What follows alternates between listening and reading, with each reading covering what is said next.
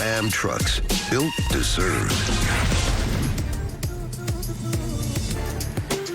Oh, will Belichick and the New England Patriots upset Brady and the Bucs? Storylines aplenty in that one. Wilds is already fired up. Kyrie Irving was a no-show in Brooklyn yesterday, but he did meet the media over Zoom. Of course, we're all doing everything over Zoom. We're going to share what he had to say.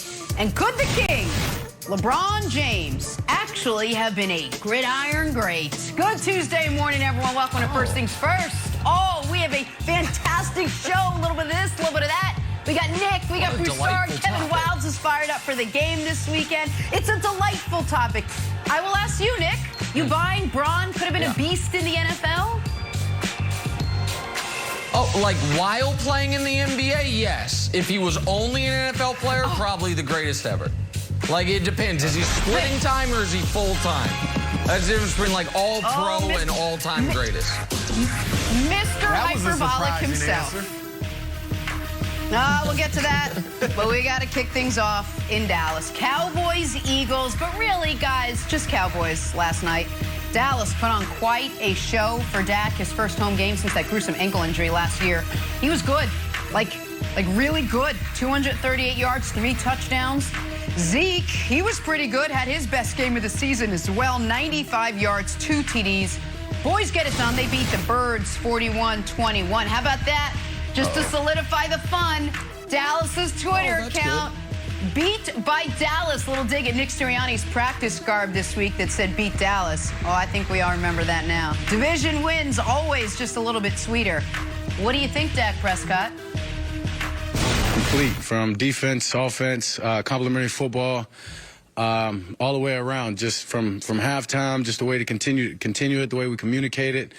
That was fun. I think that showed just the brotherhood that we're creating and the culture that we're creating within this team. And that's just one, and that's just a step, and that was a big step in the building block of where we're going and what we're trying to accomplish.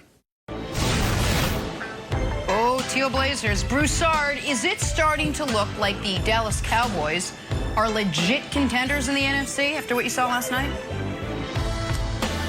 I'm not ready to call them a Super Bowl contender, which is what I consider a contender, getting to the Super Bowl or a chance to. But clearly they're going to get to the playoffs. They're going to win this horrible division. They should go, at the very least, they should go 5-1 in the division, if not 6-0. All right, and so they're going to get into the playoffs. They should have a strong record, so they might get a favorable matchup in the first round. So I could see them winning a playoff game, but I've got them as the 4th best team in the NFC, Jenna. I've got Tampa Bay, the Rams, the Packers, and then the Cowboys. So I would not call them a Super Bowl contender. Now, what I like about them is their offense is becoming incredibly balanced, which is great. All right, we knew they were pass heavy last year or even before that, before Dak went down. And then game 1, it was the same thing. The last 2 weeks, they've really been balanced offensively. Nick mocked me. He mocked me when I said they had thunder and lightning in the backfield with Ezekiel Elliott and Tony Pollard. I think he owes me an apology. He said it was like a rumble in the wilderness instead of thunder. No, it was thunder last night, Nick. Ezekiel turned back the clock, 5+ yards a carry, and then Pollard came in with the sweetness. They look really nice on the ground. The offense is fine. We know what they can do through the air. The problem is the defense.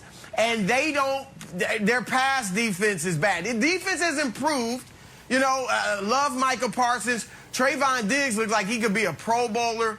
But overall, the defense is really bad against the pass. And when you look at the 3 teams I had ahead of them, Tom Brady, Matt Stafford, Aaron Rodgers, they will eat them up in a playoff game through the air. So they're a very good team, will make the playoffs, could win a playoff game, Nick, but not a Super Bowl contender.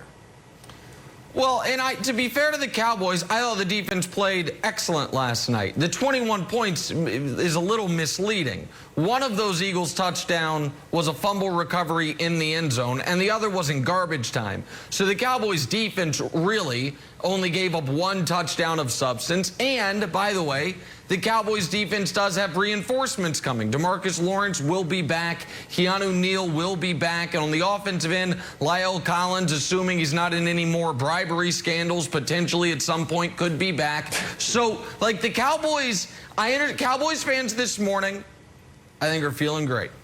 Like, man, Dak looks awesome.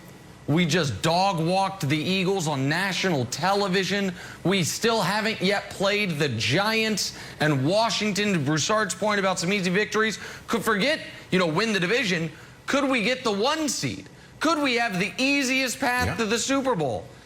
Unfortunately, your buddy Nick Wright is here to tell you none of it matters, because you should feel terrible after last night, because sometimes things happen and they're so bad, they're so egregious that you're like, oh, that right there is why you can't win a championship. And I am here to tell you, unless you have an all-time team or an all-time quarterback, when your head coach cannot tell time, and that's what I'm going to say it. It's not clock management. It's can you tell time, like they teach you in kindergarten. If the answer to that question is no, you're not winning a championship in the NFL. You're not winning multiple playoff games in the NFL. The most important, most resonant, most relevant thing that happened in last night's game was the final 90 seconds of the first half, where Mike McCarthy had a meltdown. So much so that a referee tried to help him.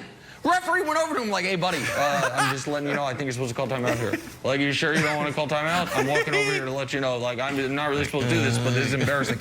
Like, before this happened, I just want the audience to know, it is, let me get it exactly right, 3rd and 24. There is a minute 50 left. 3rd and 24, minute 50 left. Ball on the Philly 32. Dallas with 2 timeouts. You want to use one of those, Mike? Nah, let's just see how this plays out. Make sure we stop them on the 3rd and 24. Well, you did. Now it's 4th and 5, minute 10 left. You're definitely going to call timeout, right? You're calling timeout. The referee's walking over to you to be like, Mike, you got to actually say the words. I can't just do it for you. No, I'm good. Let it go to the half. If you were watching the Manning cast Wilds, poor Peyton Manning almost had an embolism. He was like, what are you doing? Call timeout. Yeah. Can't win. Coaching's too important. And I think it's fair to ask, to a line from Office Space, what is it you do around here? So Kellen Moore calls the plays. Dan Quinn's in charge of the defense. Jerry Jones picks the players. What does Mike McCarthy do, aside from being leadership, an unenthusiastic cheerleader on the sideline? You can't win that way. Can't win that way, Wilds. It was egregious and indefensible.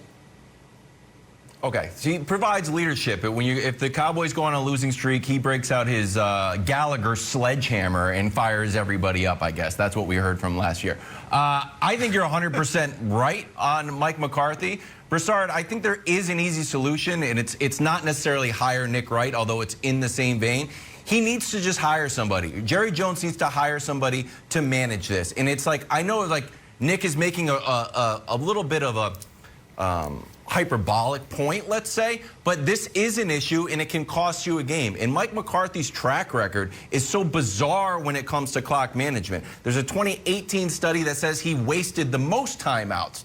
And then now he's not doing the timeouts. And last week, he was claiming it was a stadium issue. And one time, he got it right in the wild card game against the Giants, where he aggressively used his timeouts to get the ball back for Aaron Rodgers, and Aaron Rodgers hit that famous Hail Mary to Randall Cobb. So this is it is a problem. You can't say it's not a problem. Jerry Jones or Mike McCarthy, they have to hire a specific person. If that person is already there, that person needs someone else. Because in the Manning cast, Eli's like, well, what about the clock management guy? So they might have someone there, but it's not working. They need to call Dallas HR and get a new person in. Maybe it's Nick Wright, maybe it's Warren Sharp, maybe it's somebody. Maybe it's you, Broussard. It could be anybody you want. But this needs to be solved. It can be someone high who plays Madden. It can be a stoned college student who plays 12 hours of Madden a day. And this is not hard. You don't need Broussard to find someone special. It's just, can you tell time? That's the question. You know who it... I don't think it's It that. could be though. Quinn. Nick, you were She's joking. 6. You were joking.